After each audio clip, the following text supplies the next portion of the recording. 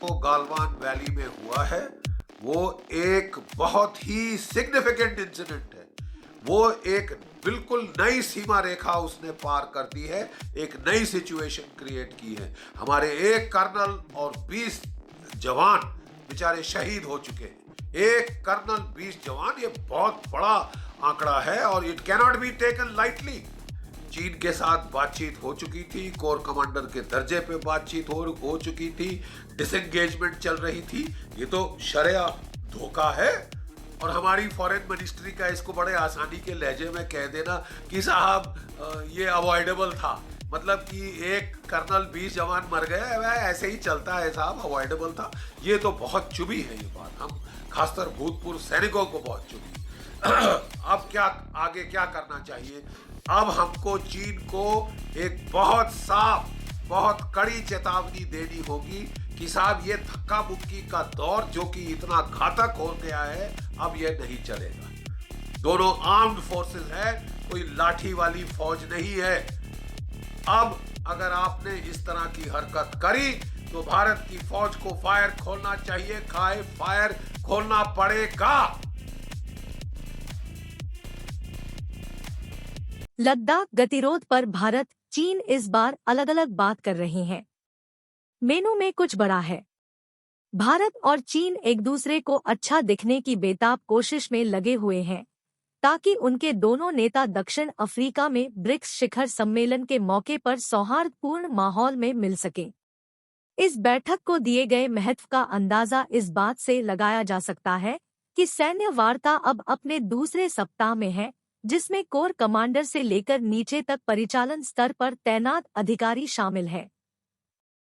एक अनुभवी विश्लेषक का मानना है कि प्रधानमंत्री नरेंद्र मोदी और राष्ट्रपति शी जिनपिंग के बीच अभी तक अघोषित बैठक ब्रिक्स शिखर सम्मेलन की संपूर्णता से कहीं अधिक प्राथमिकता रखती है। यह पहली बार नहीं है जब भारत और चीन ने किसी महत्वपूर्ण राजनयिक शिखर सम्मेलन से पहले अचानक सैन्य वार्ता शुरू की है। आगामी शंघाई सहयोग संगठन की बैठकों के लिए अनुकूल माहौल तैयार करने के लिए कोर कमांडर स्तर की 18वें दौर की वार्ता रविवार को भी आयोजित की गई, जिसमें भारतीय और चीनी रक्षा मंत्रियों के बीच होने वाली बैठक भी शामिल थी। दक्षिण अफ्रीका में मौजूदा ब्रिक्स शिखर सम्मेलन से पहले कोर कमांडर स्तर की 19वें दौर की वार्ता हो चुकी है, लेकिन वास्तविक अर्थों में यह अब तक हुई वार्ताओं में सबसे असामान्य है। पहली बात तो यह कि कोर कमांडर वास्तव में सामान्य एक दिन की बैठक के बजाय 2 दिनों में मिलते थे और पिछली ऐसी बैठकों से हटकर उसी शाम संयुक्त वक्तव्य जारी किया गया। ऐसी तत्परता ऐसी चीज नहीं है जो हर बार तब हुई हो जब दोनों पक्ष लद्दाख के सीमावर्ती क्षेत्रों के जटिल मुद्दे को सुलझाने के लिए बैठे हों। जबकि कोर कमांडरों ने भारत के स्वतंत्रता दिवस से पहले मुलाकात की, दोनों सेनाएं अभी भी बातचीत जारी रख रही है। तब से मेजर जनरल वार्ता आयोजित की गई है और वे अब बटालियन या ब्रिगेड कमांडर स्तर पर जारी रहेंगी। इसके अलावा वार्ता की यह अवधि स्पष्ट रूप से अभूतपूर्व है, न केवल भारत चीन वार्ता के संदर्भ में बल्कि सामान्य तौर पर सैन्य वार्ता के फील्ड मैनुअल में भी। विरोधी पदों से आने वाले 2 सैन्य पक्ष महत्वपूर्ण राष्ट्रीय महत्व के विवाद में व्यवस्था की झलक लाने के लिए बातचीत शुरू करेंगे।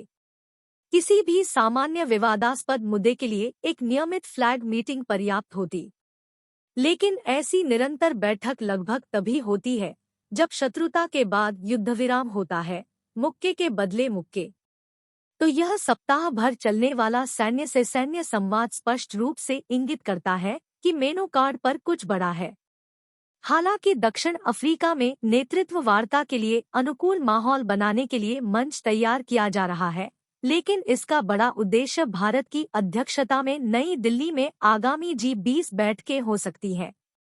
अगर कांटेदार चीनी राष्ट्रपति कोई वैकल्पिक आख्यान तय करते हैं तो भारत में सुर्खियां बटोरने वाले विदेशी नेताओं की मौजूदगी में खटास आ सकती है। किसी भी मामले में दोनों पक्षों के पास चल रहे विवाद पर व्यापक रूप से भिन्न कथन है। भले ही प्रधानमंत्री मोदी ने इस बात से इनकार किया कि कोई घुसपैठ हुई है, लेकिन जमीनी स्तर पर रिपोर्ट स्पष्ट रूप से अन्यथा सुझाव देती है। यह कोई ऐसी चीज नहीं है जो समझदार अंतर्राष्ट्रीय पर्यवेक्षकों के ध्यान से बच जाएगी।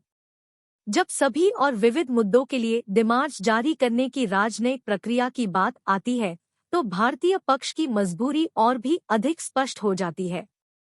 कनाडा अक्सर अपने देश में भारत विरोधी घटनाओं को लेकर निशाने पर रहता है, लेकिन जब भारतीय क्षेत्र में चीनी घुसपैठ की बात आती है, तो विदेश मंत्रालय ने अभी तक एक भी डिमार्च जारी नहीं किया है। गलवान में सैकड़ों बहादुर भारतीय सैनिकों के सर्वोच्च बलिदान देने के बाद भी एक भी नहीं था।